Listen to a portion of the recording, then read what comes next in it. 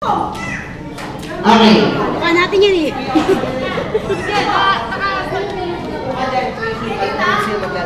Okay.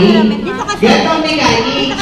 Bawat team magkakaroon ng responding player. Player number 1, number 2, number 3, number 4, number 5, number 6. Pila po kayo ng ayos para malaman ko yung player number nyo. Okay. Yung pagkakasunod-sunod player number 1, taas ang kamay.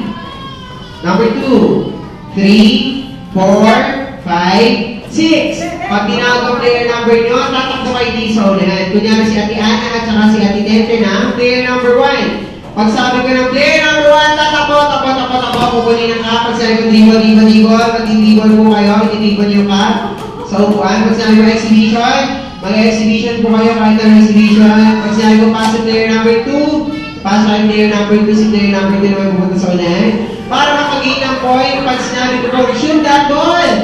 Dudurugin ko yung cup. Yung unang makakadurog ng cup, yun yung winner natin. Okay? Unahan po Oh, ang dami na ulit nakatayo bata. Ako, walang pagkain na nakatayo. Upo kayo. Upo. Okay. Napapanood tayo via live stream sa... Saan ba yan? GMA Pinoy TV. Hello po. Mag-hello kayo. Hello. Ayan. Ready na ba? Team Tiger Daddy and si Lion. Game na ba kayo? Okay, ready?